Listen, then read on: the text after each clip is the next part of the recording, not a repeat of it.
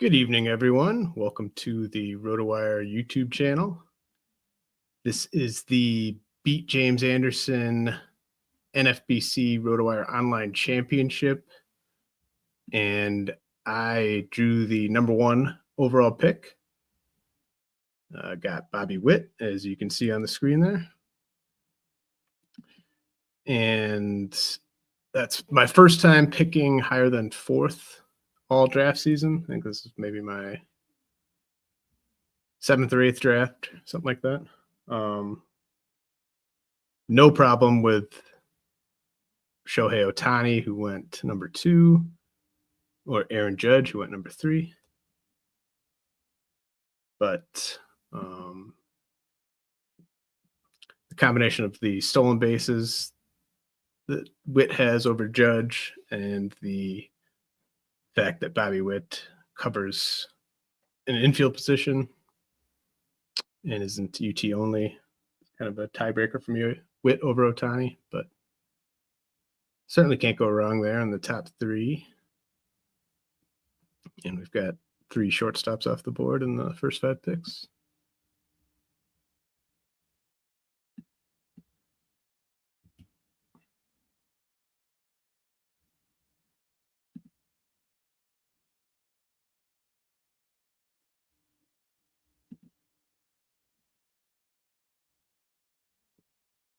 And this is my first online championship of the year. Most have been doing draft champions, which is 15 teams instead of 12. So definitely adjusted my board a little bit for this one, with it being a 12-team fab league instead of a draft champions league. Touched on some of the different aspects of the player pool that changed the most when you go from the draft champions to the OC with in the podcast I did earlier this week with Jeff Zimmerman.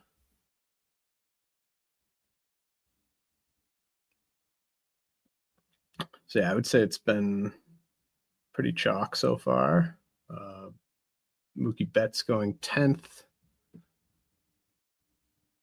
Paul Skeens, first pitcher off the board at 11. I've been hearing from people that the pitching has really been falling in these 12-teamers, at least the frontline arms. So interested to sort of see how many of these starting pitchers come off the board in round 2, especially. I would assume Skubal will go pretty soon here, but when does Wheeler go? When does Logan Gilbert go? I think some of these clear SP1, they're going to make it to the late 3rd round, maybe even spill into the 4th round. Yep, there goes Skubal. So pocket aces for team 11. A true pocket aces.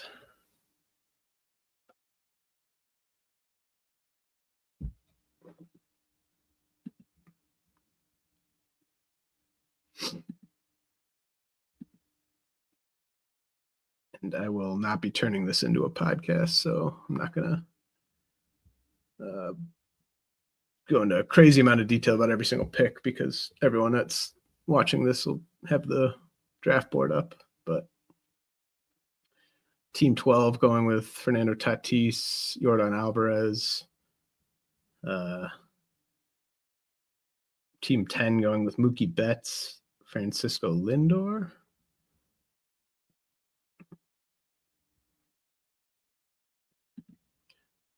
So I do have 2 players I'm hoping make it back to me. But I've got a handful of players I'd be okay with.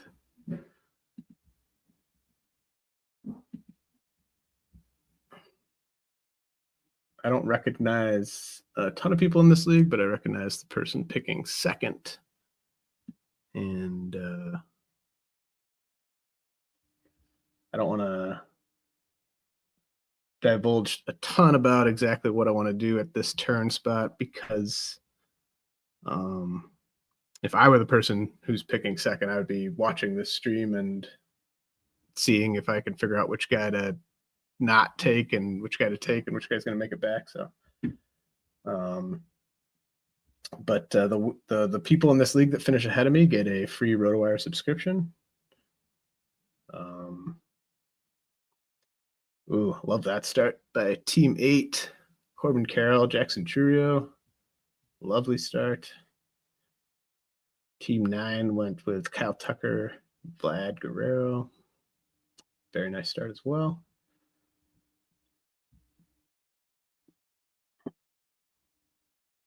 Yes, it's been extremely chalky so far.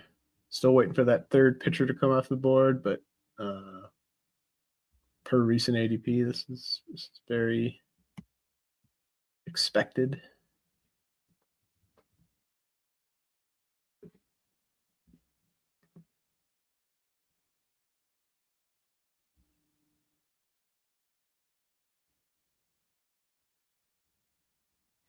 There's a bit of a drop off to me, at least for me, from the Churio, Julio group that went to Team 7 and Team 8 compared to the Duran Merrill group at Team 16-5.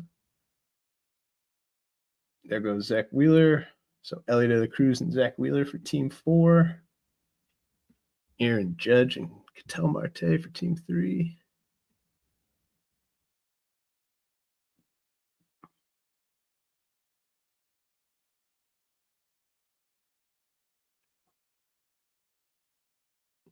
Marte was one of the players I was considering, but he wasn't top the board.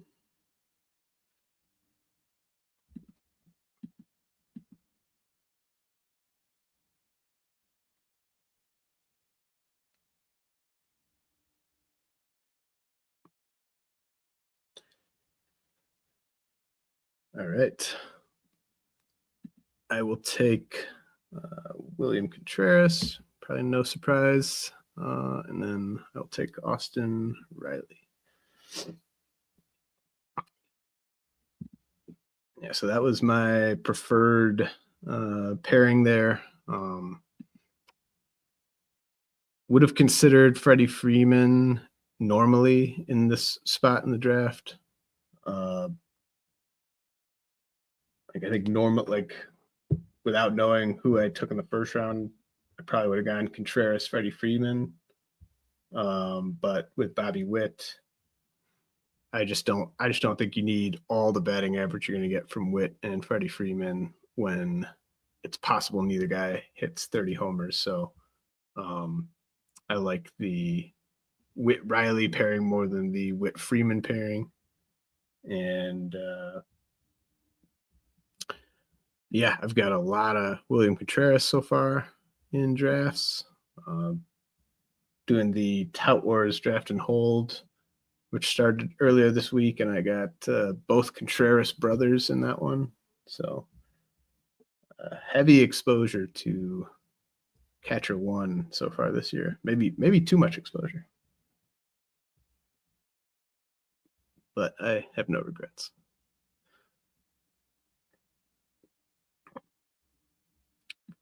I just haven't been able to bring myself to go after Ronald Acuna in any draft this year. And there was a reporting or quote from him or something about how he's going to run less. So who knows? I mean, he might still run plenty, but also don't know when he's going to be back. Could re-injure his knee or injure something else. So too much talent on the board to roll the dice there for me. I know he's not going to come back, but if I hadn't been able to get Austin Riley or William Contreras there at that turn, I was considering maybe Logan Gilbert there, but probably would have gone with either Wyatt Langford or Michael Harris. But didn't think I needed to do that there with Riley and Contreras on the board. And that's what's so great about Witt is you don't have to chase the steals there.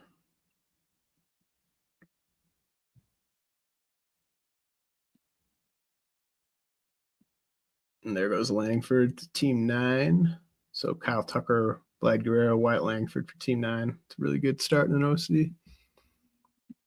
I think the best way to play the NFBC RotoWire Online Championship, the 12-team Fab League, is to just make sure you've got the best offense in your league, or at least you've got a shot coming out of the draft to have one of the 3 best offenses in your league, and then you got to hit on your pitching, obviously, but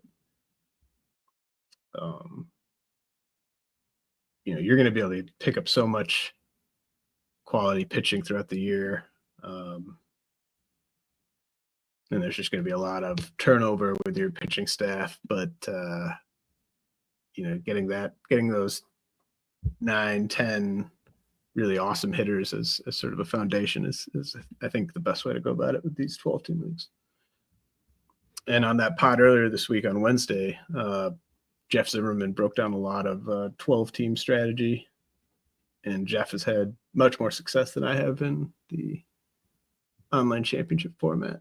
So I would check that out if you haven't already.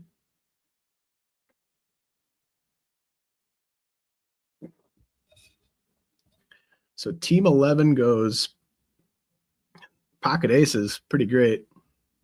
Paul Skeens, Tariq Skubal. And then team 11's like 2 aces, the 2 very best aces. That's not enough for me. Got to get Chris Sale. So Skeens, Skubal, Sale, Michael Harris. Love that Michael Harris is sitting there for him in early 4th round. I mean, we're all playing for second in this league in pitching, so that's clear. But can he keep pace enough in runs and RBI, home runs? He could keep pace in batting average if he wants. He could keep pace in stolen bases if he wants. Can he keep pace in homers, runs, and RBI? Because he has to be, at least mid-pack in those to win the league. We'll see. Team 10, Logan Gilbert, Cole Reagans, couple more aces right there. Paired with Mookie Betts and Francisco Lindor. That's pretty nice.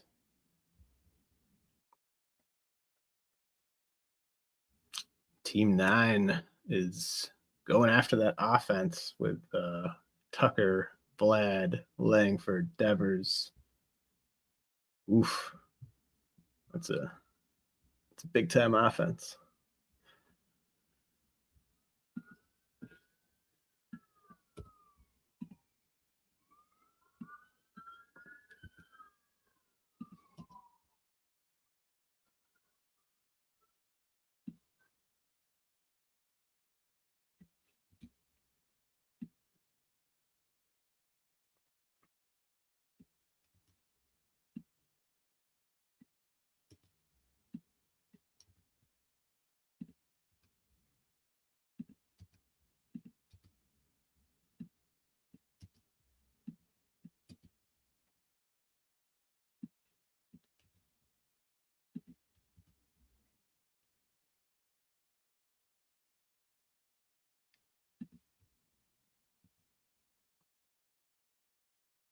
So Class A was the first reliever off the board there to team 8.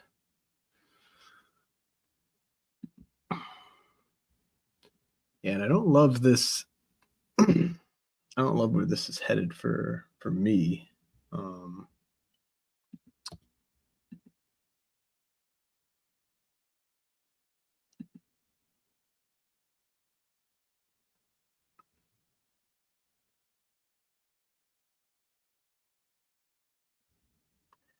Yeah, I might be looking at a couple pitchers here, which is not exactly what I wanted to do.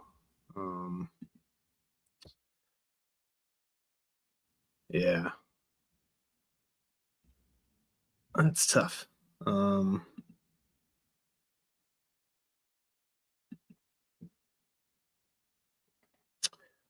I think let's see. Are there any hitters I can take here? I could take Marcelo Zuna.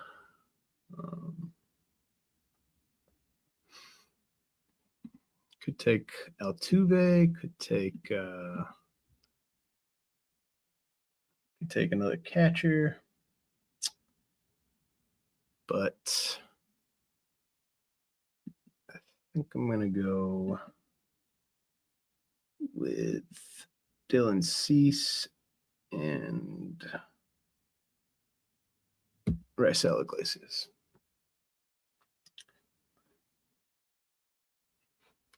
Last chance probably there to get a top tier closer with, the last Edwin Diaz is left. Edwin Diaz is left. Mason Miller's left. Ryan Helsley's left. Those guys, actually, all three of them have probably a higher ceiling than Iglesias. Although Iglesias is just an ERA king, but I just think Iglesias is right there with Hader as the safest closer.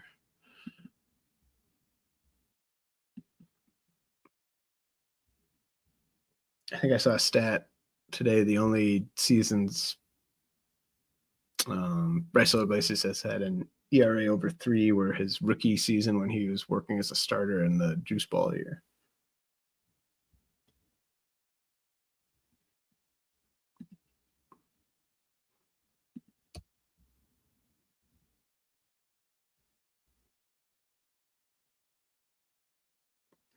Yeah, and I could have gone Pete Alonso there, but I just didn't think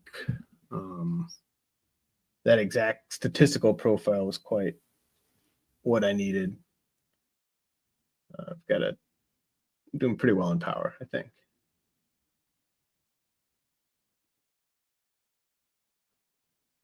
And then we got team 6 here that's gone all hitters. Team 7 could make it another team with all hitters through 5 rounds. I kind of wanted to do 5 hitters to start, but just would have felt like forcing it there. If I had gone 2 hitters, I probably would have gone Ozuna, Alonso, something like that, and I just didn't want to just go overboard trying to win the big 4 hitting categories. I think I can win those or finish top 3 in those without putting all my resources into it. We'll see.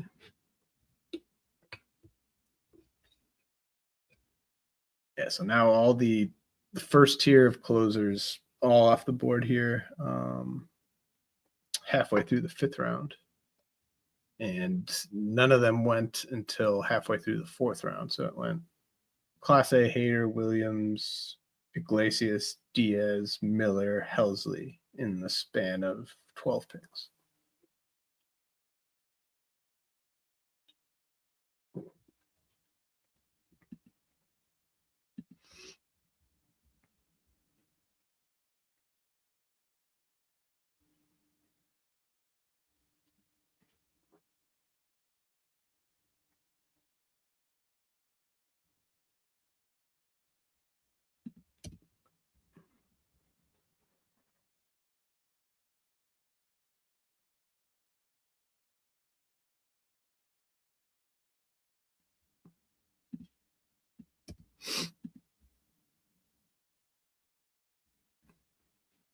For those who are just tuning in, this is the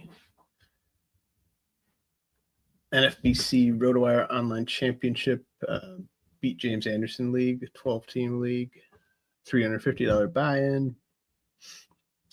I got to pick first for the first time this season.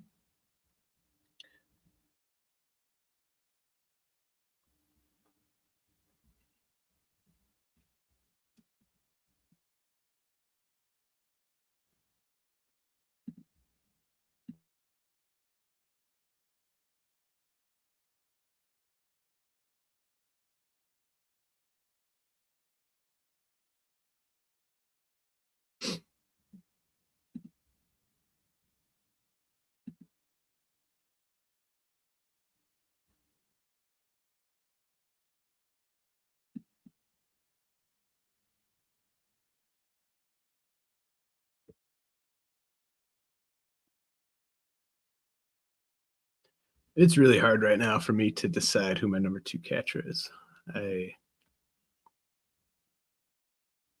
It's easy to decide that William Contreras is number 1.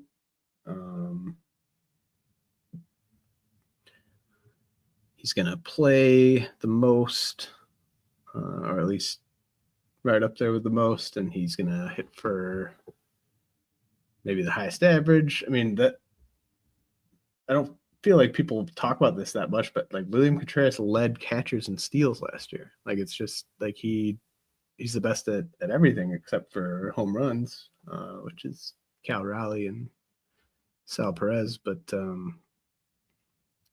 then like Sal versus Yainer versus Wilson Contreras, like I love all 3 of them. Really, really tough to decide who the best of those 3 is. Lawrence Butler, was hoping he came back. Not surprised he did not.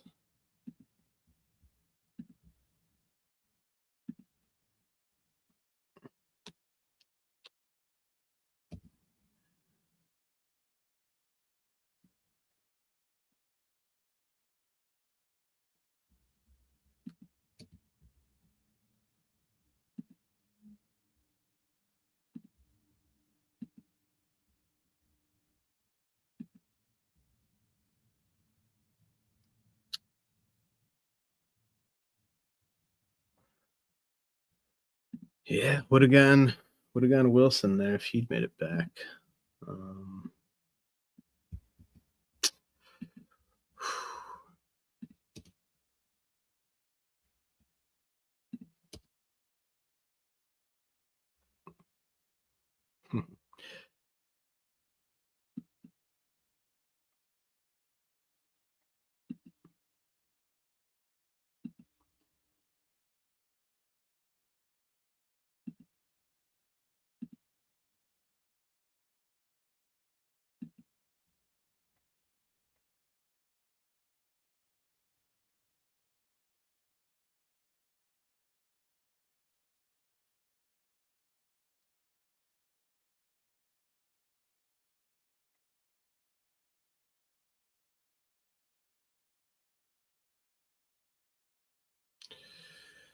All right. Well, yeah, Team 2's putting together a hell of a squad right there. I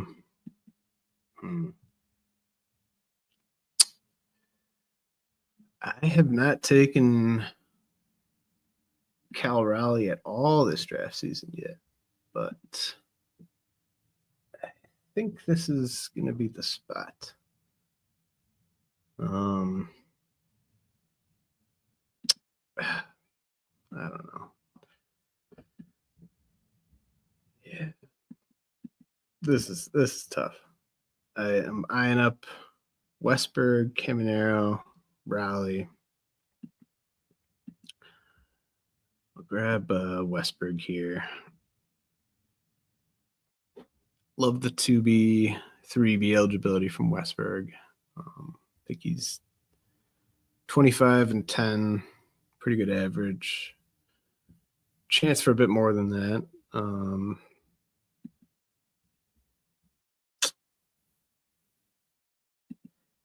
don't know, man. Having second thoughts about Raleigh. I just never take players with that low of a batting average this high. Yeah.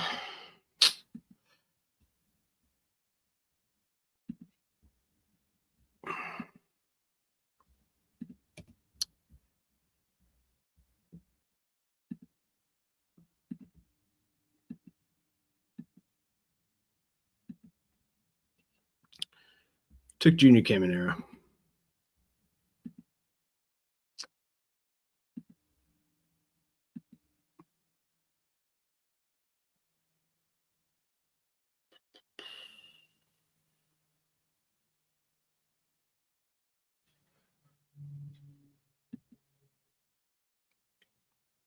That's my first Caminero share.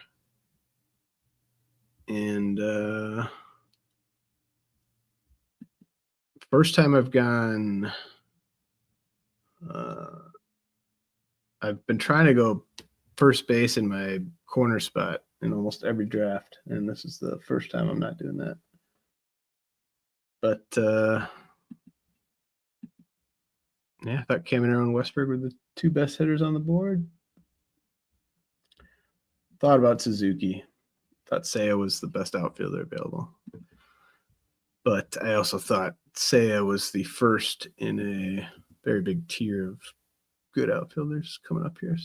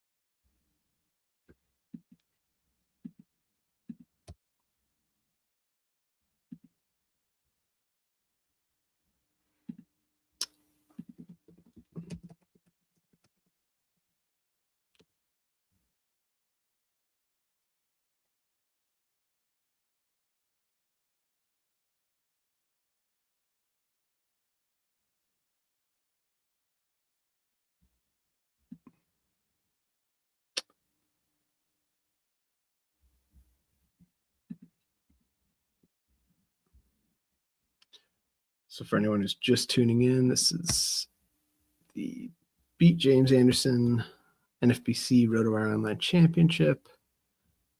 My first 12-team draft of the year. And it's a whole different ballgame. Like it's an easier draft, but it's like the draft isn't the hard part. It's just kind of adjusting yourself to kind of the ebbs and flows of the 12-team draft versus the 15-team draft. Because I just had to make like 4 or 5 decisions already in this draft that I haven't had to make at all draft season. And it's just because of the 12-team nature and the fact I was picking first.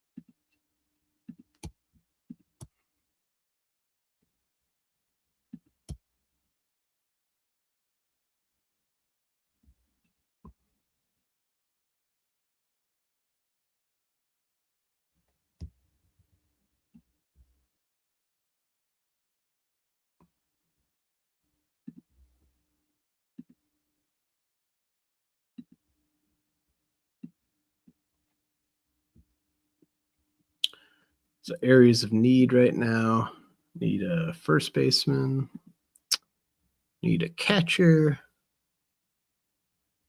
and certainly need some outfielders. Do not have any outfielders.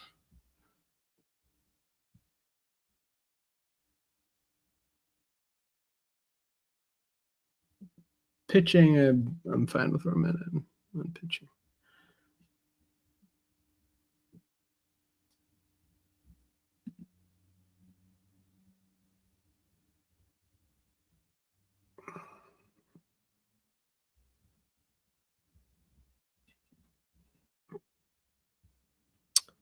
All right. I think I have to. I think I got to beef up the outfield here. Don't want to fall behind too much.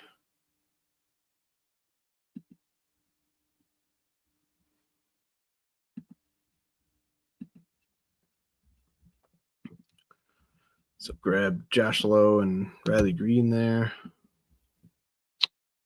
Top two outfielders available. Could have gone with a speed first option. I am falling a bit behind in stolen bases here. Bobby Witt can't do it all. I guess right now I would say Jordan Westberg is maybe my second best source of speed, but I would be hoping that Reynolds, Westberg, Contreras, maybe Riley Green all get close to 10, close to 8. Westberg, I think, could get closer to 12 or 15, but definitely not enough stolen bases yet. But I think that's coming, or it better come, but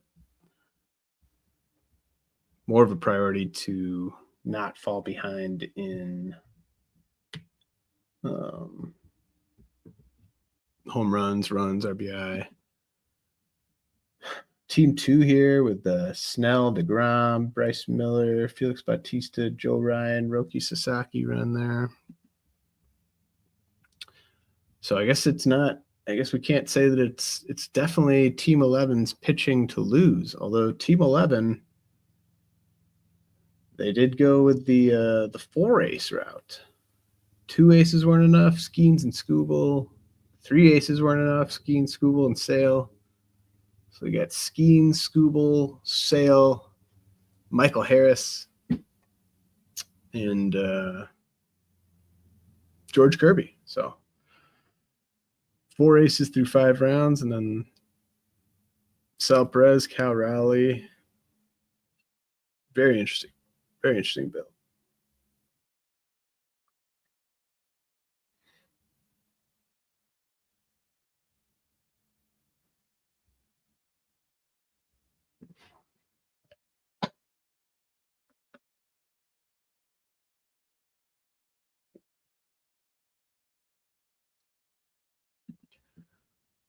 So with Caminero, this is my first share in redraft. I've got him in Dynasty, but I think the range of outcomes is pretty wide because this is going to be his first full season. But I think obviously we talk a lot about the Rays lefty hitters benefiting from the new ballpark, but I think their best right-handed hitters, Caminero included, are just very, very good at driving the ball to the opposite field. So I think he's going to benefit as well. And then there's also just the, getting out of the trap. So don't know what Caminero's stat line is going to look like, but could be pretty good.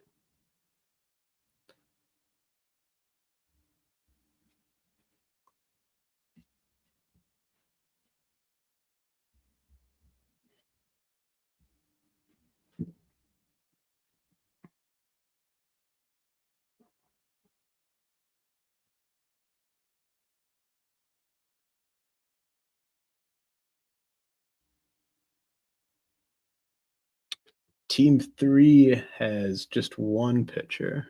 Team 12 has just one pitcher, but Team 3's through 9 rounds, and Team 12's through just 8 rounds. Team 3 has Edwin Diaz surrounded by 4 hitters on either side through 9 rounds, and then Team 12 has Corbin Burns preceded by Tatis and Alvarez, and then 5 hitters after Corbin Burns. So I'm sitting here with 2 pitchers, but there are 2 teams that are even more stingy with the allocation of pitching resources.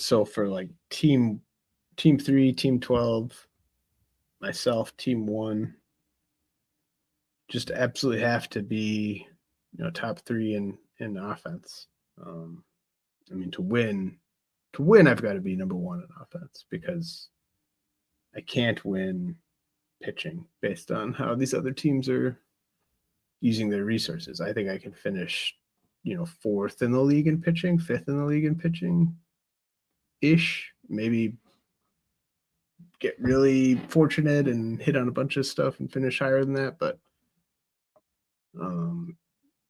team 11 and team 2 are just putting a ton of resources into their pitching staffs. Team 10's got Logan Gilbert, Cole Reagans, Yoshinobu Yamamoto, Andres Munoz, and Hunter Brown. I think Hunter Brown's like a borderline ace. Like, he might become an ace this year. Yamamoto just needs to show he can handle the innings. So team 11 and team 10 and team 2 all have, I mean, team 2 arguably has 5 guys that could finish as top 15 pitchers this year. So, they have to win pitching and I have to win hitting, which is the way I'd rather it be. But like, yeah, you can't be missing on, like I can't miss on Westberg or Caminero there.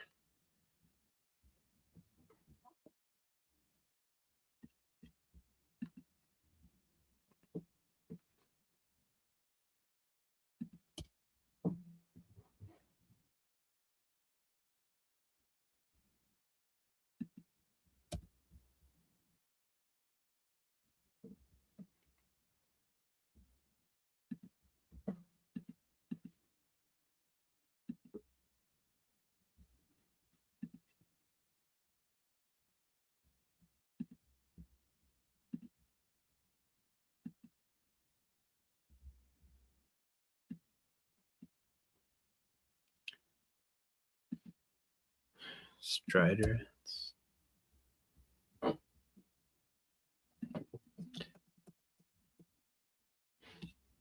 a big fan of Strider this year, but he's also definitely someone you don't want to have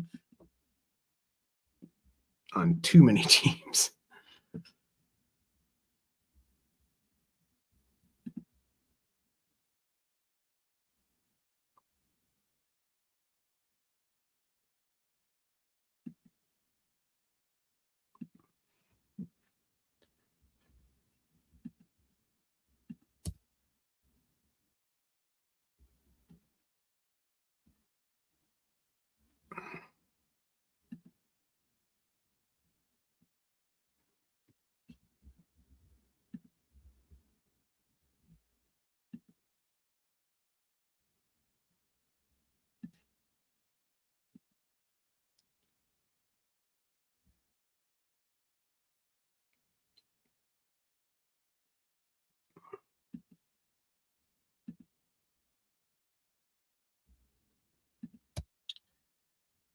Yeah, Luis Castillo at pick 118. Pretty nice.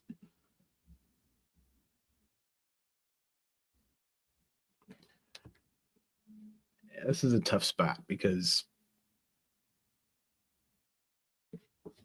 all the best hitters available aren't going to do much in stolen bases, but stolen bases are what I need the most if I'm taking a hitter, but I also need, I would say, like first base and catcher are pretty high up there on my needs along with the stolen bases. So it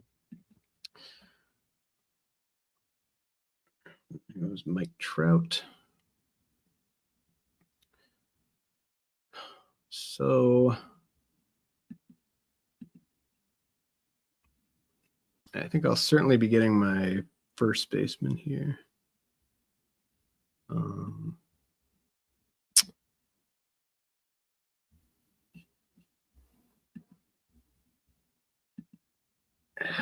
I don't have any Casas yet, but I think this is a good spot for some Casas.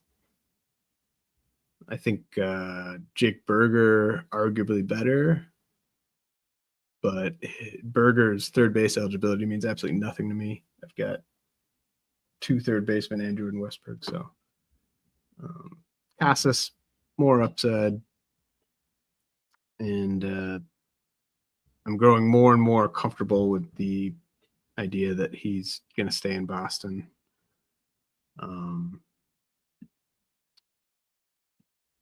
And I think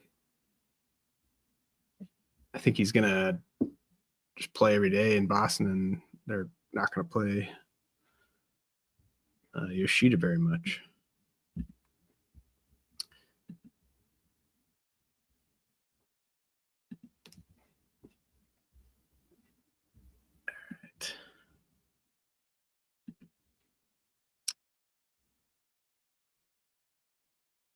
All right.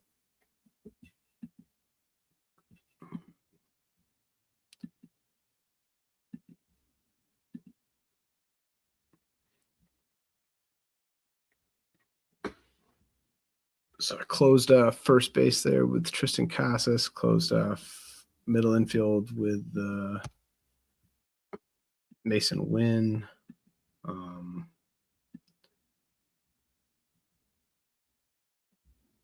Could have gone anywhere with the Wynn pick. I was definitely taking either Casas or Berger. Felt like the catchers, they weren't and there wasn't enough delineation between the catchers available. Got Logan O'Hoppe, Francisco Alvarez, JT Realmuto, Gabriel Moreno.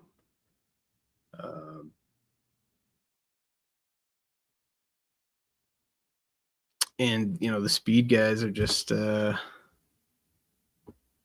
just not good enough. And I'm not desperate enough yet. You want to see some desperation? I mean, probably won't see it in a RotoWire Online Championship, but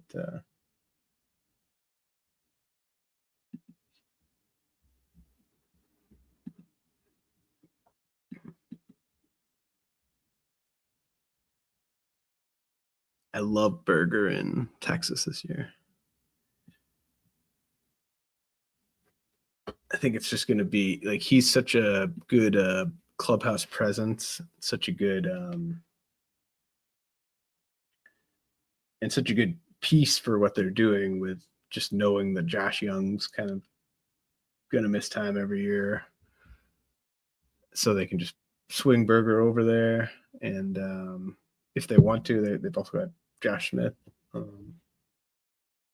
But it's just Berger's played with those White Sox teams, those Marlins teams. Now he's going to be around a bunch of players who are better than him, but like not by a ton. And I think he's going to fit right in and see more pitches to hit. It's a mega park upgrade for Jake Berger. So.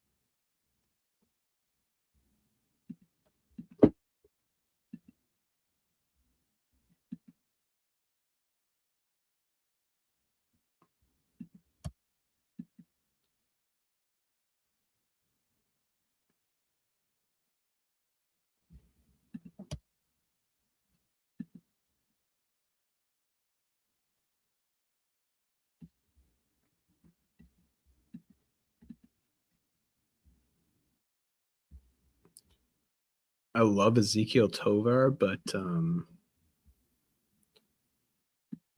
I honestly struggled with him a little in my online championships last year, and it's probably a me problem, not a Tovar problem. But I probably had 2 or 3 Tovar homers on my bench last year just because I was benching him for certain road series where I had another really strong option. And so it's almost don't want that temptation to bench that caliber of Rockies hitter on the road in leagues this shallow. But on the flip side, if you get enough depth where you can just afford to play those guys mostly at home, it's great.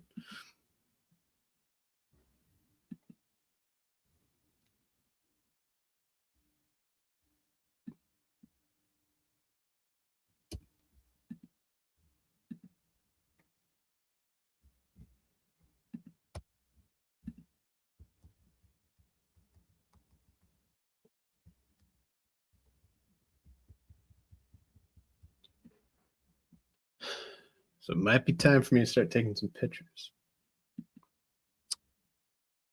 Team 12's now got 3 pitchers. Team 3's tied with me at 2 pitchers. So who's going to be left, though?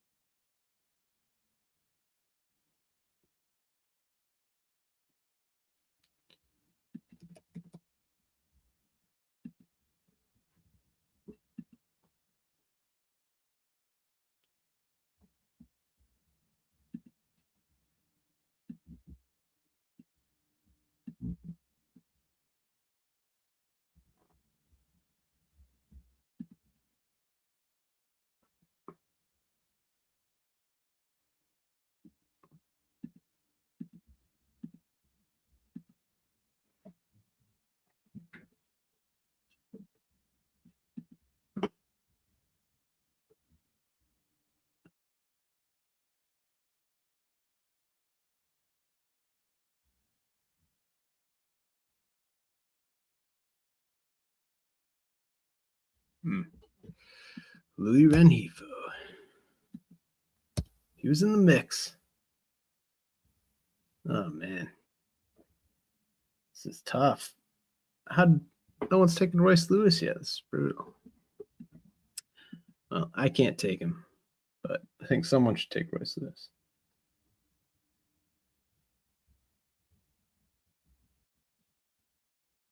Team 2 will not take Royce Lewis. All right, so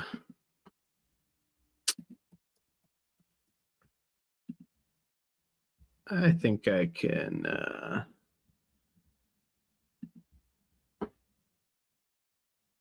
yeah, I know what I'm going to do here. So, oh, I missed that.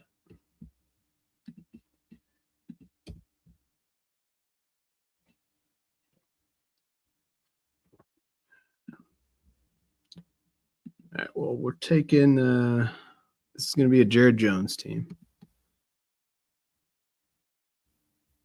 I don't want to have like a ton of Jared Jones teams, but I definitely want to have a few.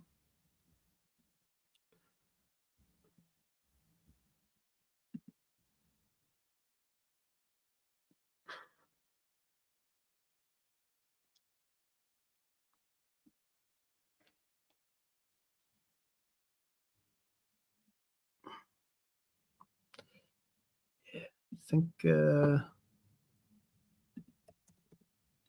we'll give it a try.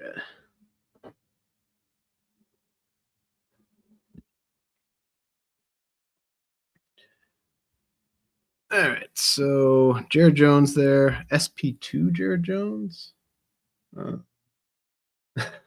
Is that good? Is that bad? Doesn't sound great, but we're trying to win hitting here.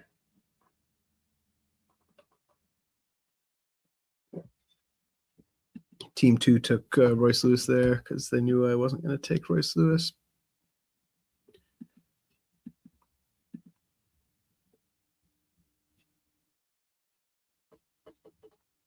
Xavier Edwards, there's a fun piece. Stephen Kwan, I wouldn't say fun. Utilitarian, maybe.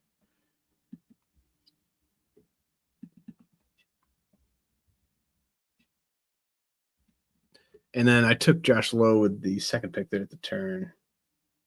Obviously needed speed.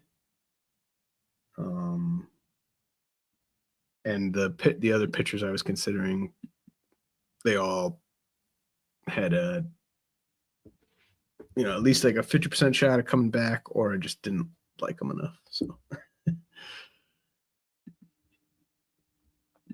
the plan was to load up on hitters, and that's what we're doing. If anyone's just tuning in, Beat James Anderson League, RotoWire Online Championship, 12 teams, $350 entry, grand prize in the overall of 150,000. I want to say 125, 150,000, 150, I think. Yeah.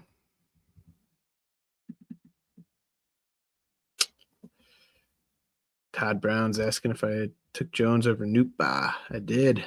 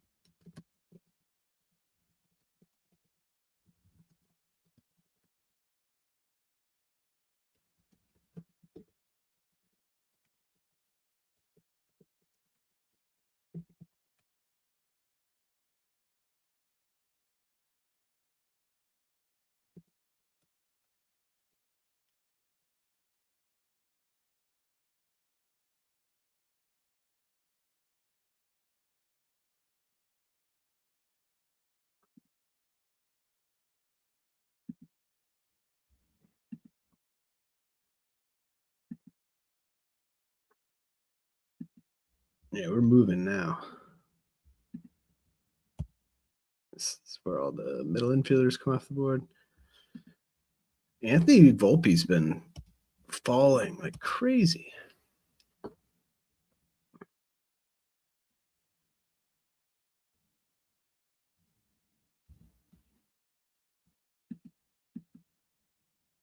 It's just kind of weird that Anthony Volpe was he that like kind of assumed to be the leadoff hitter that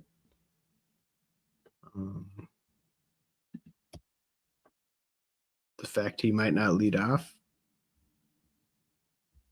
I don't know why that's surprising, but I think he's going to steal 25 plus bases. Volpe's certainly young enough to have take a step forward offensively. And I actually think that would be more likely for him to do that in year 3 here than in year 2, just because of how quickly he got to the big leagues and how overmatched he was in year 1. So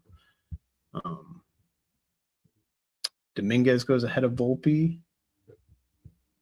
Dominguez may be more likely to lead off than Volpe, but I feel like that's something that could flip in the span of like 3 or 4 days.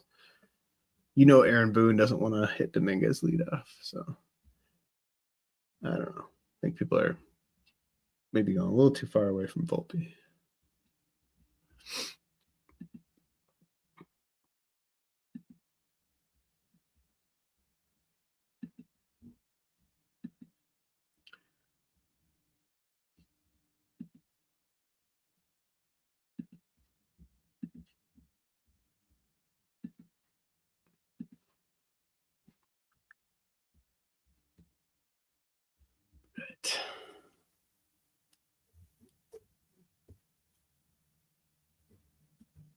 Team 2 with the 7 with Otani, Harper, and then 7 pitchers and then 4 hitters are Acuna, Trout, Pete Crow Armstrong, and Royce Lewis. So Acuna, Trout, Royce Lewis, probably like the 3 best players that have like major injury tags.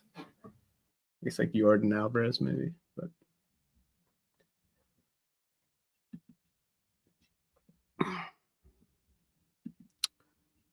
so this is looking like a likely 2 starting pitcher turn for me.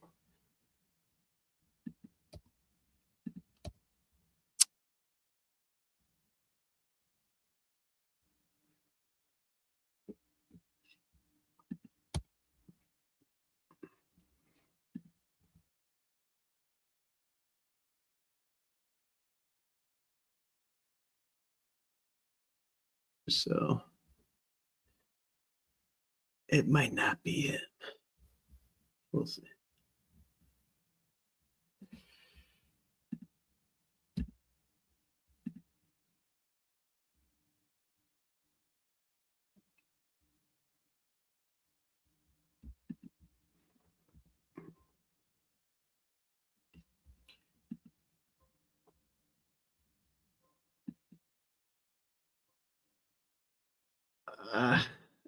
I gotta admit, I'm pretty confused about why Connor Wong went where he did there.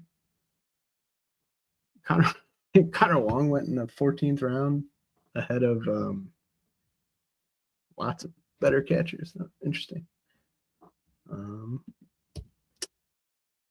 right. Well.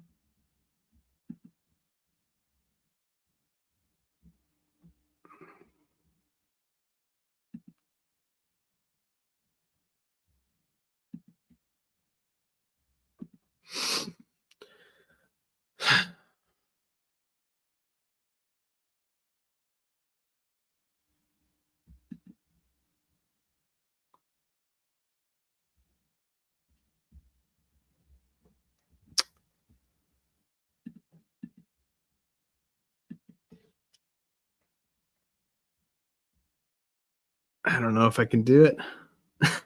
I was definitely taking Ryan Pepio there.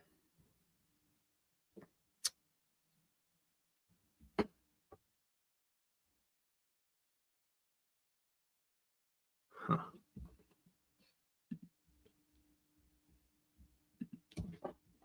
Yeah, I got lots of outfielders I like here. Some catchers I like. I'm kind of debating catcher, pitcher here. I think we can. Let's see what Robbie Ray's got in the tank. Not ideal. Pepio, Ray, SP3, SP4.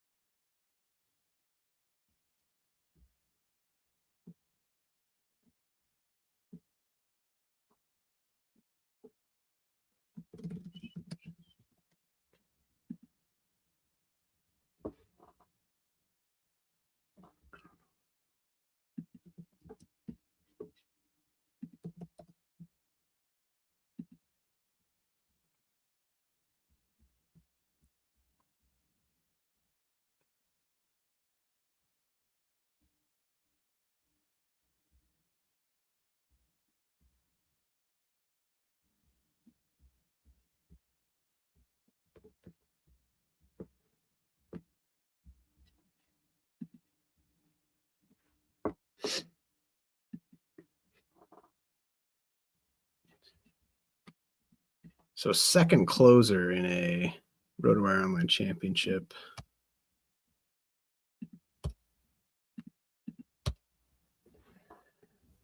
They're starting to come off the board. I mean, they've been kind of coming off the board, but Kenley went at the beginning of round 14 with Trevor McGill. And then Ryan Presley, Jordan Romano here in round 15. I would have taken Kenley at the turn if he'd come back. Not surprised he didn't.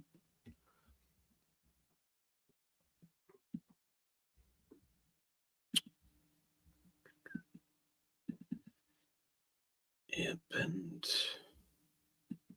Carlos Estevez goes. Who's the next best closer? Yeah, this is actually, earlier in the show I was talking, or earlier in the stream I was talking about how I'm having to make a lot of decisions I don't usually have to make because this is my first 12-team draft of the year. But now it's like falling exactly how one of my last DCs fell, where I think I know, the Jared Jones Ryan Pepio pairing, fairly risky pairing, but two of my absolute favorite young pitchers in baseball. Jones risky because of the velocity, the injury he dealt with at the end of, or in the middle of last season.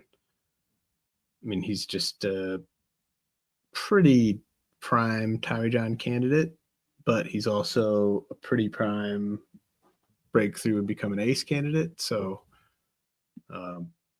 that's a risk we're taking in the 12th round there with Jared Jones. And then Ryan Pepio, I was gobbling up Ryan Pepio in kind of like the 120s, 130s early in draft season before we found out that they weren't going to be able to play in the Trop.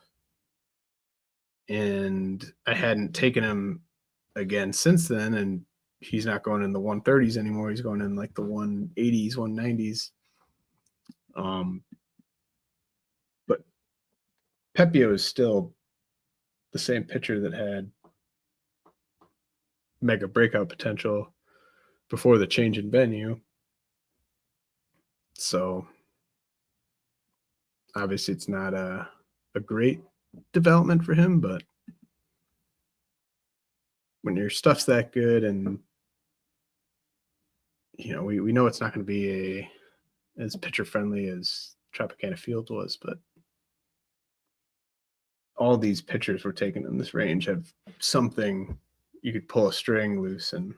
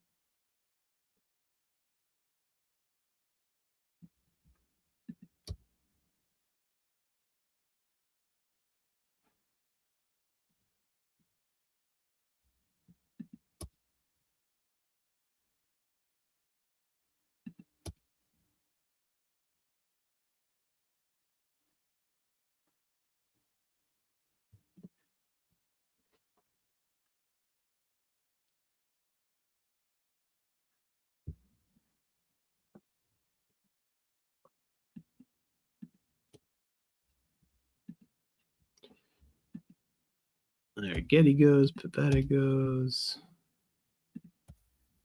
Kirby Yates goes.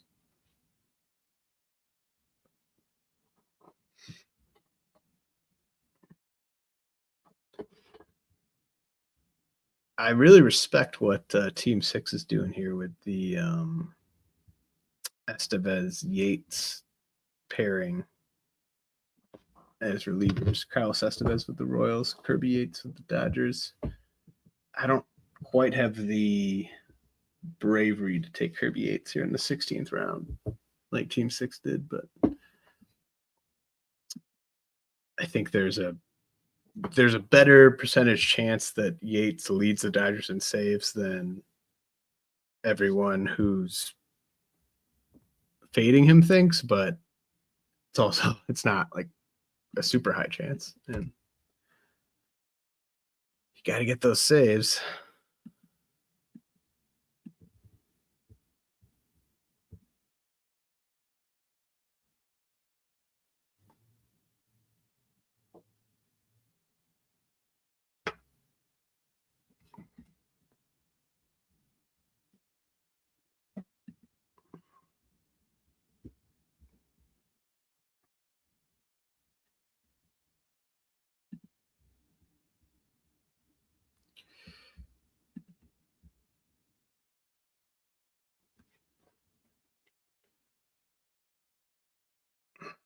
This is just not where I want to be in a online championship catcher wise, because like all the catchers left, I don't want to roster them.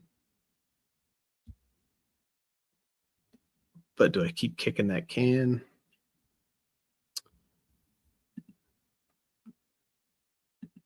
I'll take Justin Martinez here. Like 70% sure he's got that job, but also very sure that he has an extremely high ceiling if he does have the job and can hold the job.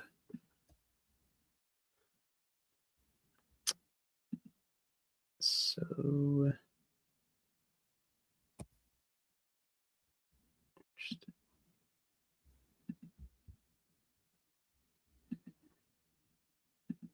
yeah, I think man,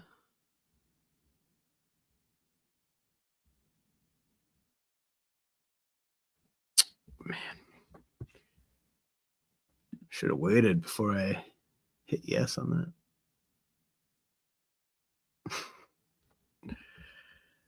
This is so stupid. Whatever. All right, I don't love it.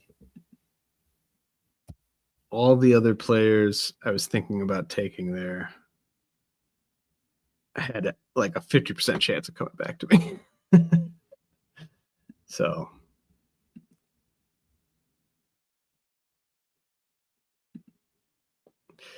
yeah, and we got Scott in the comments saying, can't you just stream second catcher in a 12-teamer? Yeah, that I was definitely considering that the whole time, but we're also at a point where like if Kyber Ruiz isn't cutting it for me,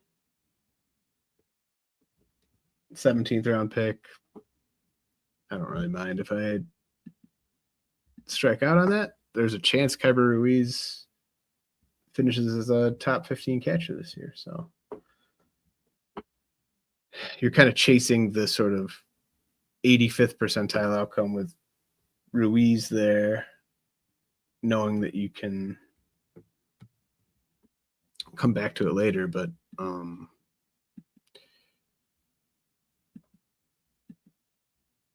I've got a lot of issues with either the statistical profile or the lack of upside with the remaining catchers, but that not my best pick of the draft, certainly. Not feeling good about that Kyber Ruiz pick.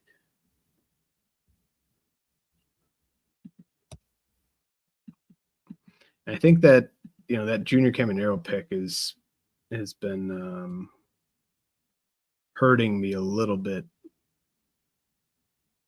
Maybe after the fact, I don't know. I mean, I did think Royce Lewis was probably best player available when I took Josh Lowe. Couldn't take Lewis there because I didn't want to have 3 third basemen. And then Isaac Paredes was arguably the best player available there, where I took Ruiz. And you could argue that Dansby Swanson was the best player available there, where I took Ruiz too. So having Bobby Witt, Mason Wynn clogging up my shortstop spot there,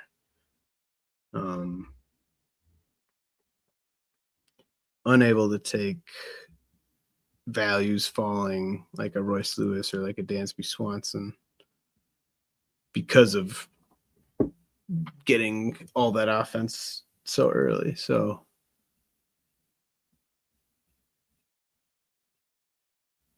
I mean, these are really good hitting pieces coming off the board. Elio Ramos, Yandy Diaz, Parker Meadows, certainly a considered player with that last pick. Yeah, good comment there, Scott. Calling me out on that.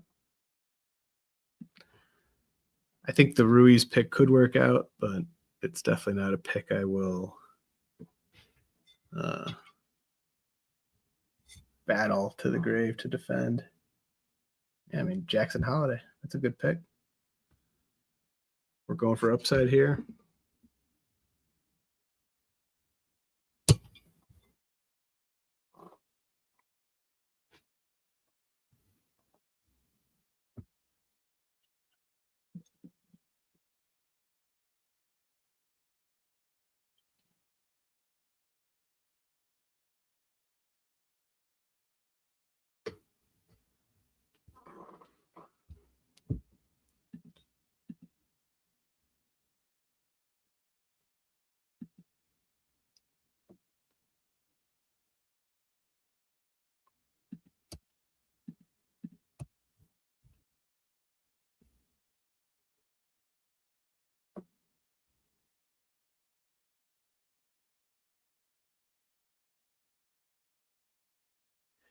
Picking at the ends there doesn't help either. I'm glad that I got Bobby Witt, and Jeff talked about this on the pod this week too, but Jeff Zimmerman on the Wednesday pod, we were talking about 12-team strategy, RotoWire Online Championship strategy, and Jeff Zimmerman was talking about how he loves picking in the middle.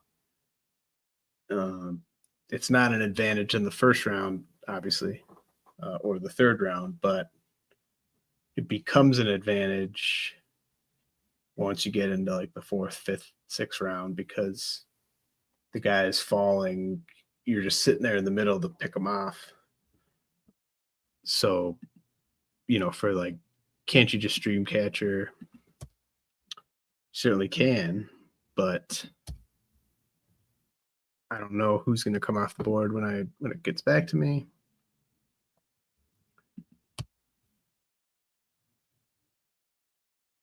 And I didn't want to.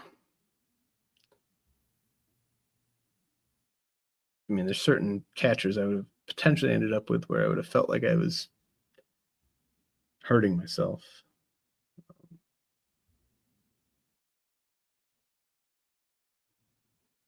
Oh, yeah, Team 6. So Team 6 went Carlos Estevez, Kirby Yates, Liam Hendricks all in a row there. So, they go 2 for 3 there. They're great. They go 3 for 3. They're really great. Because there is like a great value in ending up with 3 closers. I think John Posma did that on his OC winning team last year, but that allowed him to have the flexibility to drop Craig Kimbrell when Craig Kimbrell was going through struggles. So he got all of the very best stuff from Craig Kimbrell and was able to not get any of the bad stuff.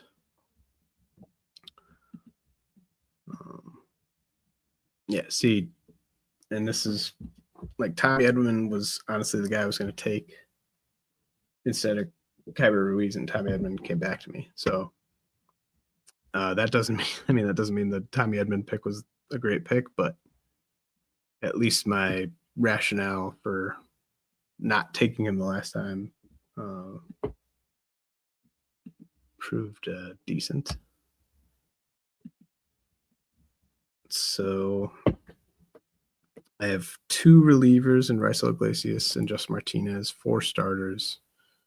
Need 1 outfield spot and my util spot.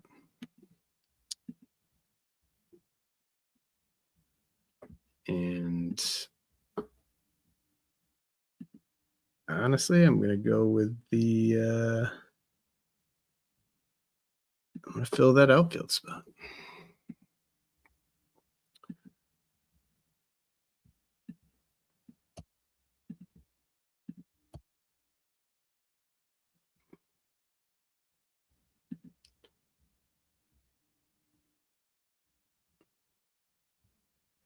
So I think I made up the speed okay there. Because I didn't have enough speed, obviously, after around 10, I take Reynolds, Green, Casas around 10. At that point in the draft, Westberg is probably my second best source of stolen bases. So then I go Wynn at 11, Josh Lowe 13, Edman and Mullins at 18, 19. And I think that probably only gets me back into sort of, around where like mid-pack stolen bases wise. Like I don't think I'm winning steals or anything, but I think I needed to take Josh Lowe, Tommy Edman, Sed Mullins. Like I needed that quantity of stolen bases.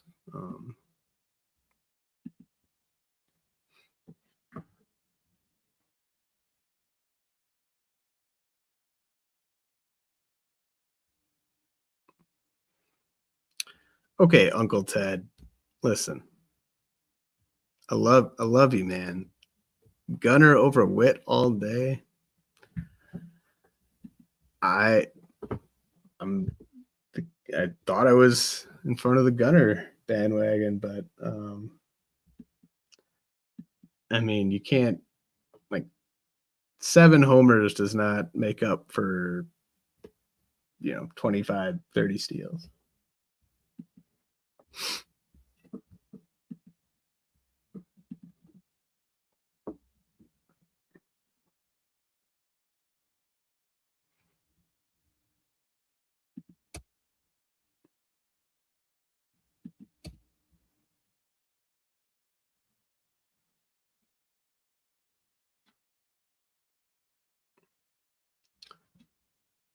I think the 2 toughest parts about live streaming these for me is keeping up with all the picks. I mean, we all have our different ways that we, track a draft. I'm sure they're all fairly similar, but it's a lot harder to track a draft and talk. And then also, I love listening to music while I'm drafting at home. So obviously can't do that.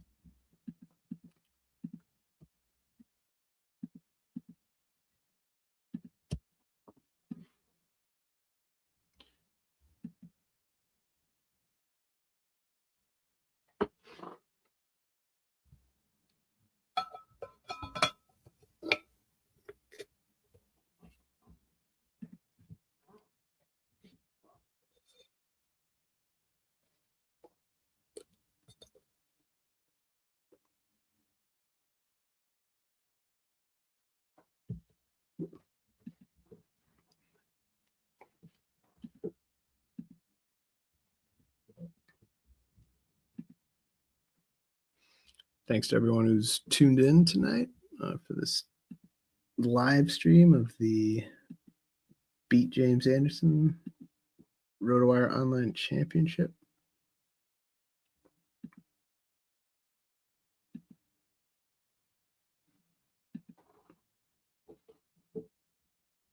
Oh, man, wow. Team 12. Team 12 takes Bubba Chandler. That's tough. It's a tough one right there. Yep. Love a guy. Just wasn't meant to be.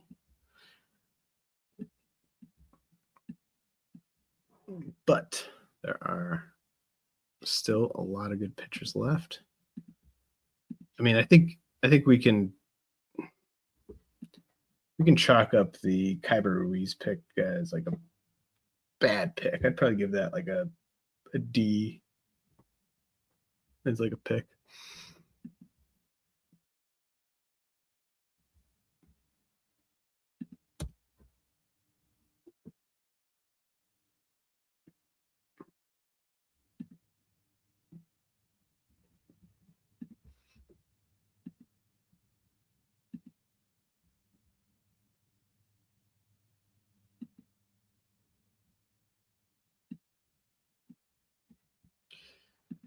And the great part about the online championship is when we get to like this stage of the draft, it's just all your guys, and you're just like, how can I get all of them?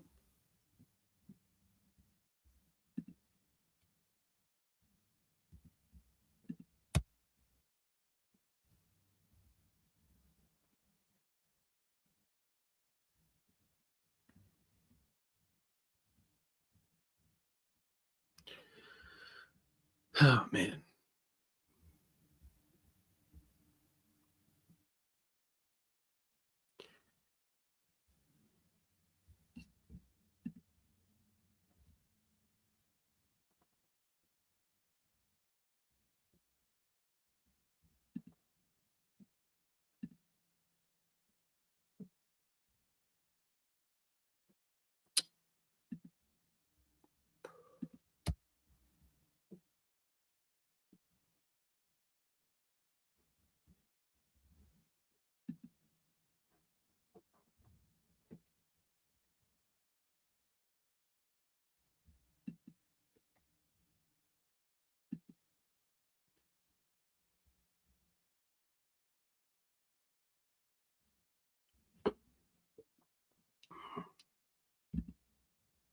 All right. Well, I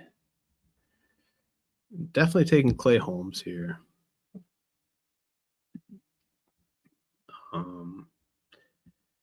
He's a really good 12-team pick at this range, just because he has the skills to be like an SP2. He probably won't be, because that requires getting to 140, 150, 160 innings. But I think you could get maybe 125 innings of SP2 ball, and I think I'd like a really good second baseman to throw in here so that I can potentially move Jordan Westburg around a little bit. So I'm going to take Gleyber Torres. And the big knock on Torres with the Tigers to me is just it's not a good park, and he's the type of hitter who you want to have in a cozy park if you want him to get back up to his peak power output days. But he's also a very motivated player. He's very young. Switching teams at this age,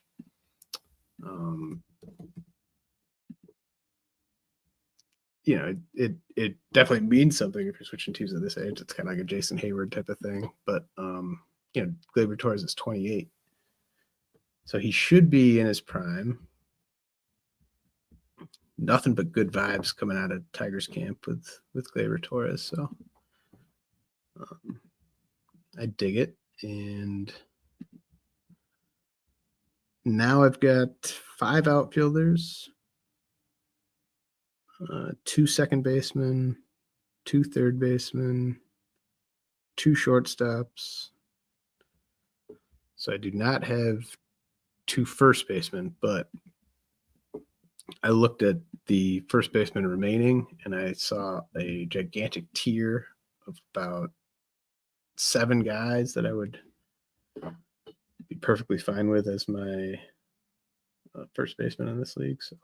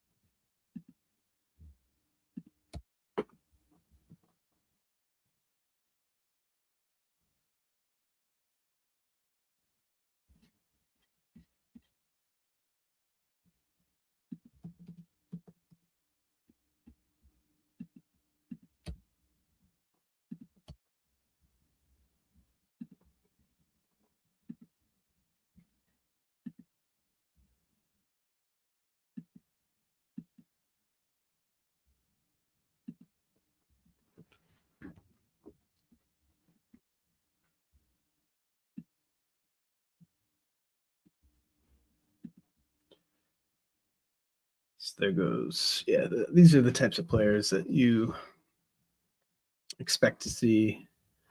Jordan Walker, Nolan Jones going at that turn there.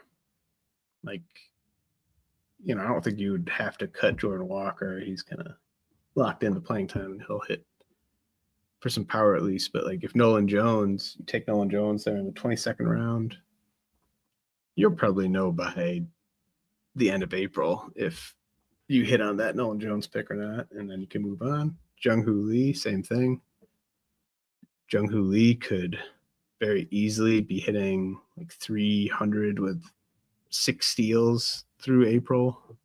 But in a 12-team league, if he's just not, it doesn't matter. See ya.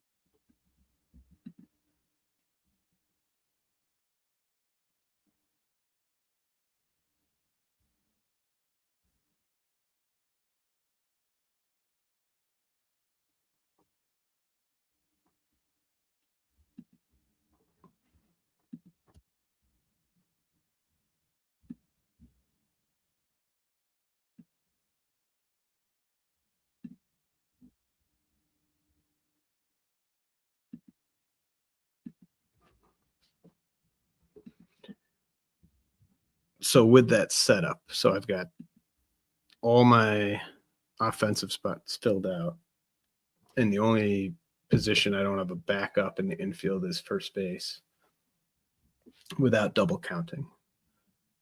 So I'm basically going to take a first baseman and probably a sixth outfielder. And then ideally my 5 bench spots will all be starting pitchers that I can kind of churn as needed.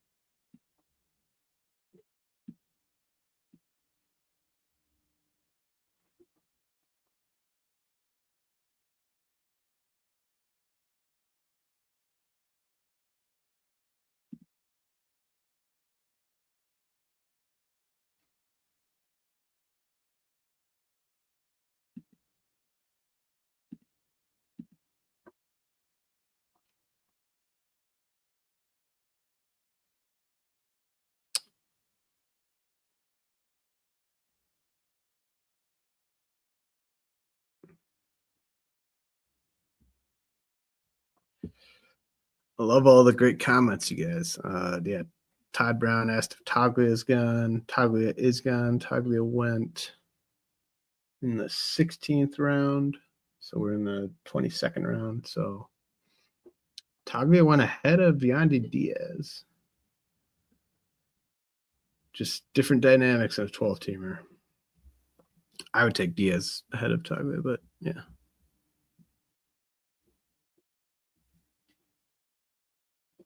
Oh, Uncle Ted's trying to guess who I'm going to take at first base. Well, I think you're right about who's atop my board at first base. I think this is the spot, though, because I don't care if I don't get that guy. But I do think that I'm kind of just ready to be done with outfield. So I'm just going to take Garrett Mitchell there. It's my 6th outfielder, but I obviously am not going to want to have to start Cedric Mullins every single week. I think Josh Lowe is going to be able to play against a decent amount of lefties, but you don't know. Tommy Edman, I think he's going to play every day, but you don't know. Garrett Mitchell has the talent to be my third best outfielder. So if I can just hit on 3 of Lowe, Edman, Mullins, Mitchell, I think that gets me to my steals. And the other players I was considering, I just did not need to take there.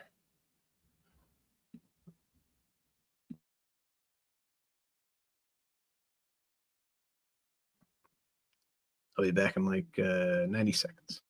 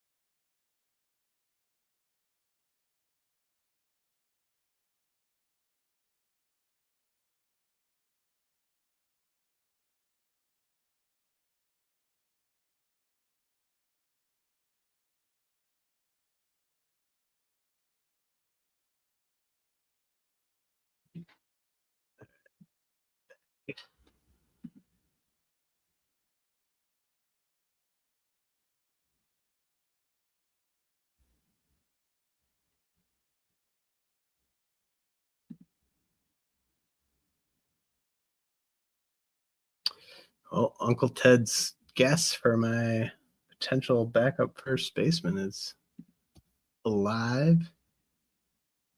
I don't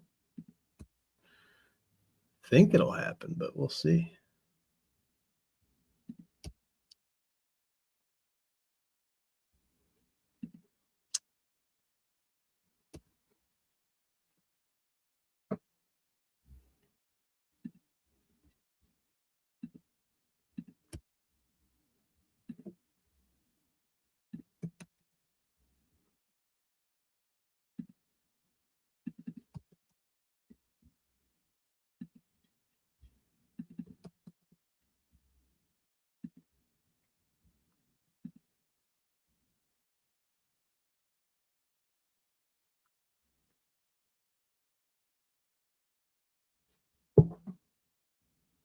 So it's basically going to be a first baseman at some point,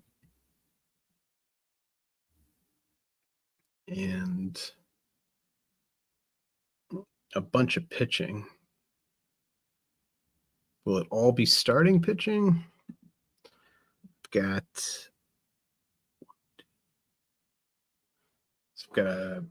6 pitchers probably coming out of the roster. I think one of those could be a third reliever.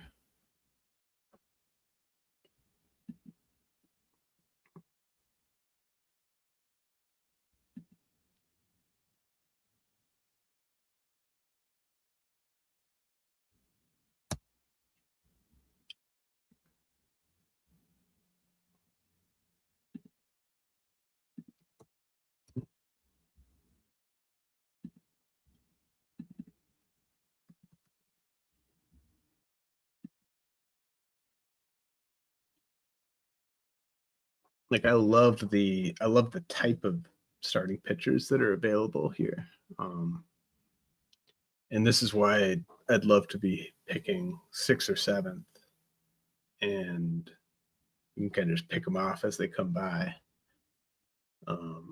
There goes Uncle Ted's first base prediction. Yeah, Nat Lowe would have definitely been best first baseman available there.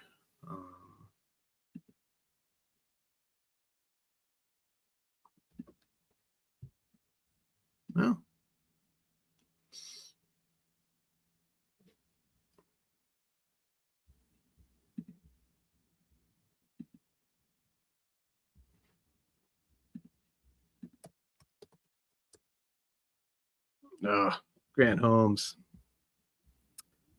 I think he was at the top.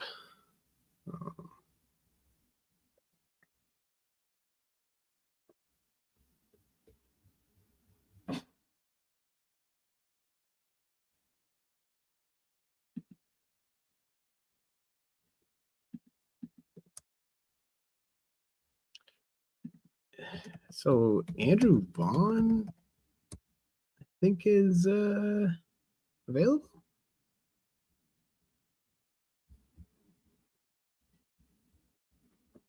Yeah, I'm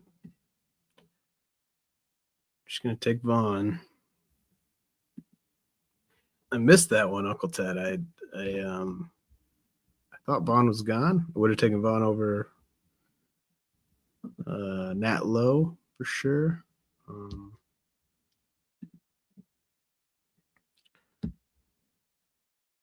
Extremely boring 12-team pick there, Ranger Suarez, but wins as a category, and I'm drafting like a starting pitcher. I'm taking here. I'm going to use him, and if I lose him, it's the end of the world. Like I would love to have Nestor Cortez, but I think Ranger Suarez is kind of he could get you close to that. It's the whip that's the issue, but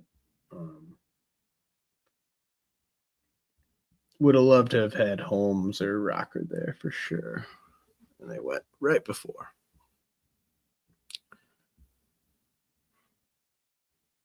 So my pitching staff, I basically went as cheap as you could go on pitching. My starters are Dylan Cease, Jared Jones, Ryan Pepio, Robbie Ray, Clay Holmes, Yu Darvish, Ranger Suarez so far, with Bryce Iglesias and Justin Martinez as the relievers. I think I can work with that. I mean, I need the Jared Jones, Ryan Pepio, Robbie Ray trio to do a decent amount of heavy lifting for me. So I need kind of two of those guys to basically be healthy all season. Maybe another one gets hurt at some point, but and then obviously need the Dylan Cease, Bryce Iglesias to hold things down at the top. But I mean, other than catcher 2, I don't really see any issues with the offense. I mean, I know for some of you, Kyber Ruiz is perfectly fine. Catcher 2, it's lower than I like to shop. Getting Vaughn there to back up Casas, I just love that because I mean, I think the Bad X likes Vaughn more than Casas. I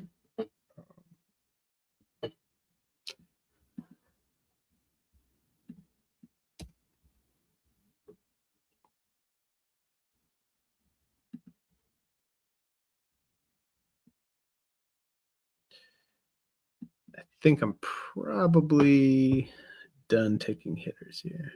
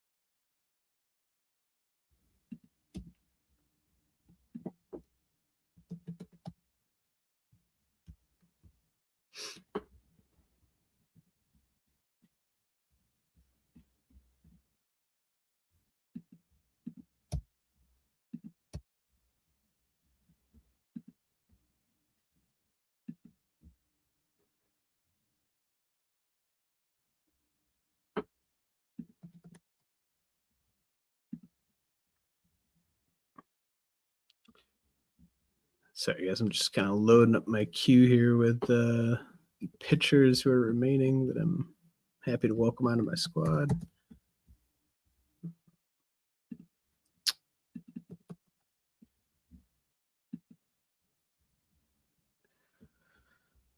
Griffin Jacks goes. Probably.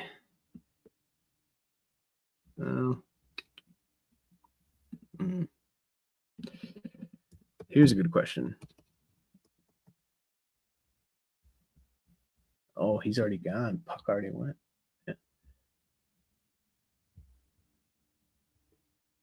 Yeah, I mean, that's the tough thing about Justin Martinez is you can't really back him up with Puck because Puck goes so quickly. Justin Martinez is he is the epitome of like a boomer bust reliever pick. Like I really think Justin Martinez, top 5 closer in play, gets 5 saves, also in play. So that's where we're at with my closer 2 here, but we're not going to throw good money after bad necessarily. We'll see what things look like in the final rounds, or the final round, I should say. But probably going to go all starting pitchers from here on out. We'll see.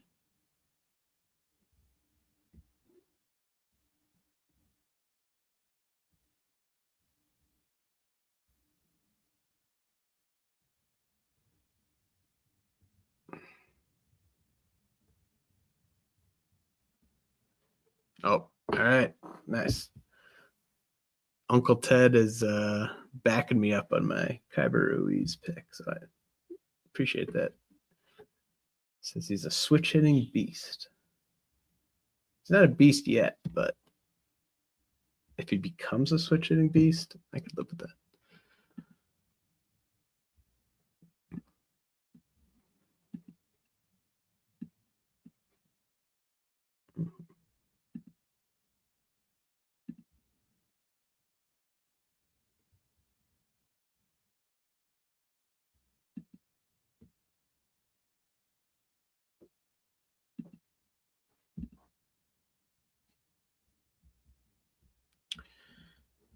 So I grabbed Ryan Weathers and Chris Bubich there, pair of Southpaws on a really bad team in the Marlins and a middle of the pack-ish team in the Royals. I know, or at least I think I know that they're both in the rotation, which was to me is still a differentiating factor here.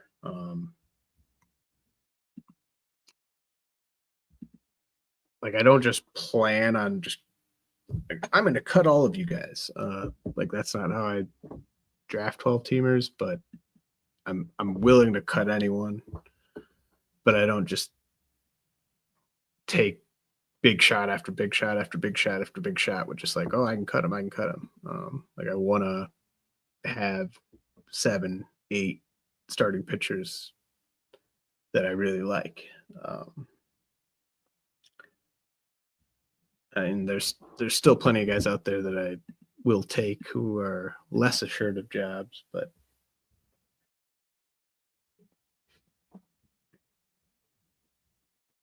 at Jordan Lawler, they're going 27th round.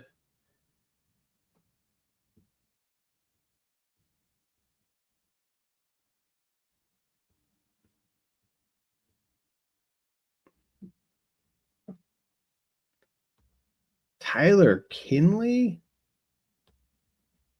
That's nuts. Has Tyler Kinley even gone in an OC this month?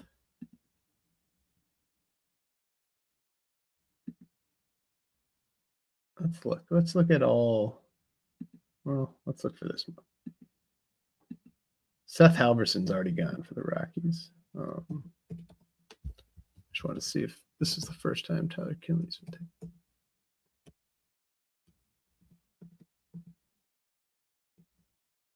Yeah, that was the first Tyler Kinley pick in. There's been 21 drafts this month. RotoWire Online Championships. First time Tyler Kinley's gone. Arguably a worse pick than that Connor Juan pick in the 14th round. Evan Carter. I don't think that's a good pick. Dylan Moore, Luis Angel Acuna. These are not good picks.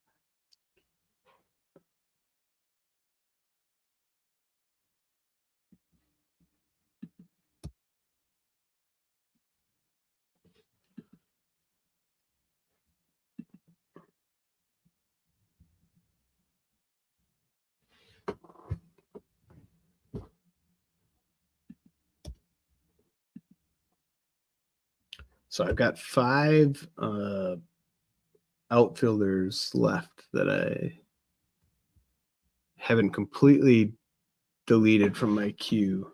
I don't expect I'll take any of them, but Johnny DeLuca, John Kenzie Noel, Andy Pajes, Heston Kierstead, Gerard Encarnacion all seem like much more worthwhile shots than like a Evan Carter or a Jacob Young, Dylan Moore. Don't understand that. Hyseung Kim. Don't understand that.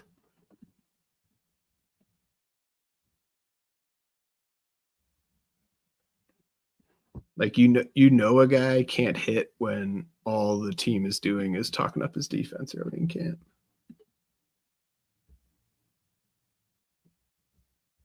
It's like, man, this guy's going to win us a lot of games with his glove at second base. Like David Roberts. Nobody's winning you a bunch of games with his glove at second base.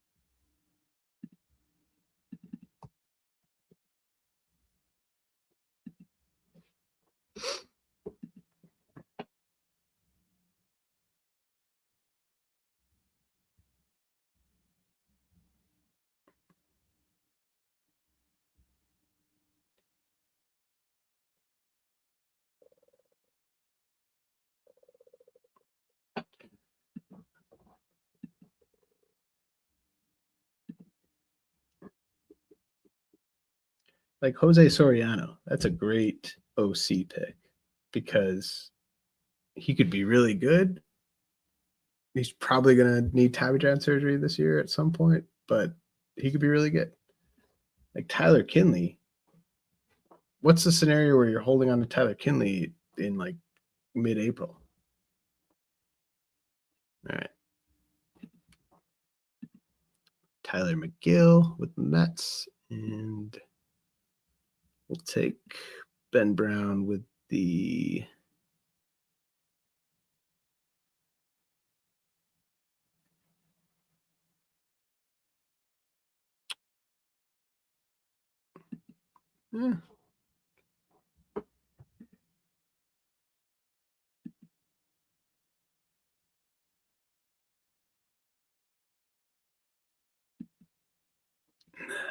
take Sean Burke there instead. Feel really good about Sean Burke being in the White Sox rotation.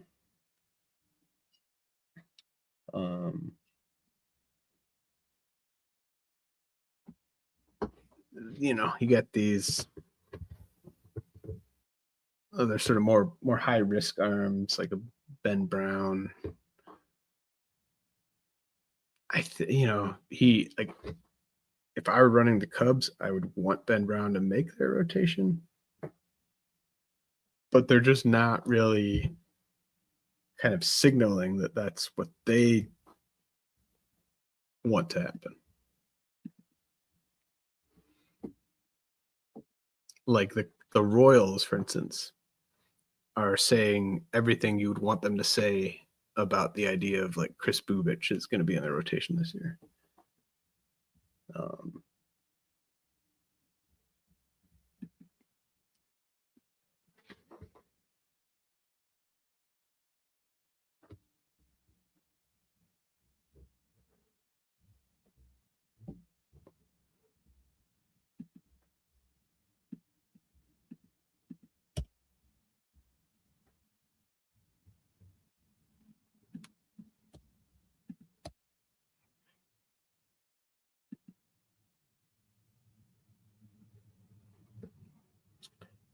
See, like Andrew Painter. We know Andrew Painter's not going to be up anytime soon. Are you going to stash Andrew Painter for 2 months in a RotoWire Online Championship? I just don't. I don't know. Like I don't like stashing anyone for a month in a 12-teamer.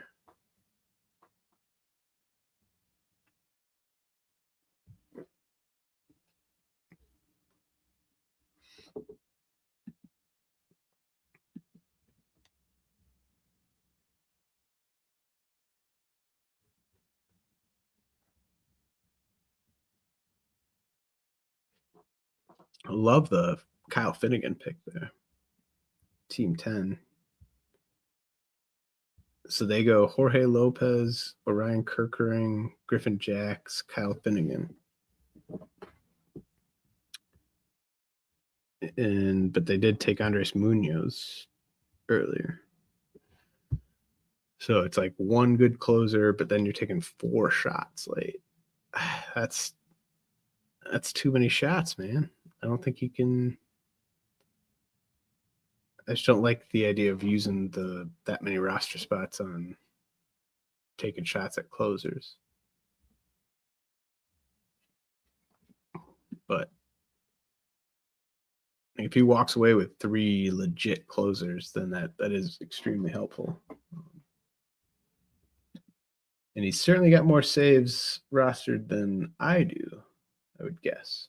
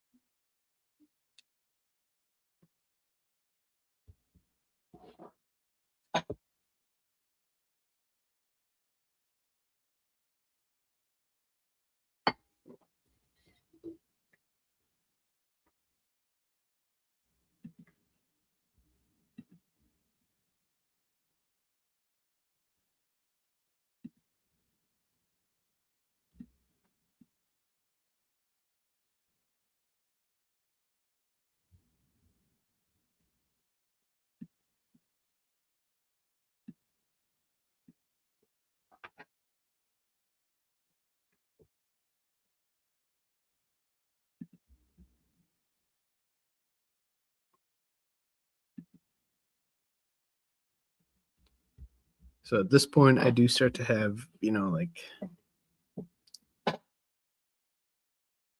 I'm considering a handful of starting pitchers that I think have some upside and a chance of either they're in the rotation or a chance of being in the rotation. And then there's like a couple relievers where it's like maybe between now and opening day, it becomes clear that they're a closer or at least have a share of a closing situation. And then there's just a handful of outfielders where I've got 6 outfielders. Do I even want a 7th no matter what? I guess 6 enough outfielders in a 12-team league? Probably.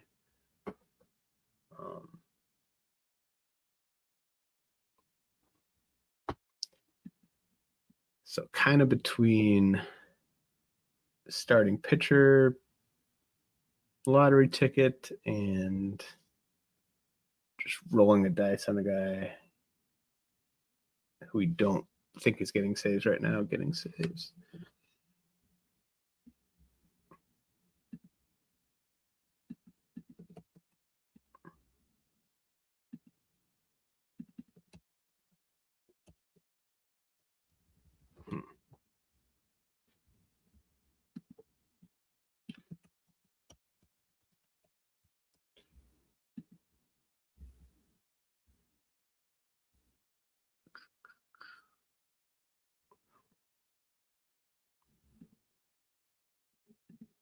There's definitely one pitcher I will take if he's there, or one starting pitcher I will take if he's there.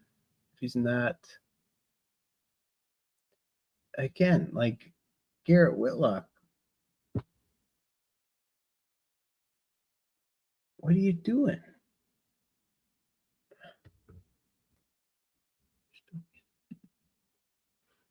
All right, so with the final pick of this, beat James Anderson, 12-team RotoWire Online Championship, I will take Tony Gonsolin. We know he might be in the Dodgers rotation, so maybe there's some wins. Maybe he's back. Showed decent stuff, at least in the minors last year. That'll wrap it up. Thanks for everyone who tuned in.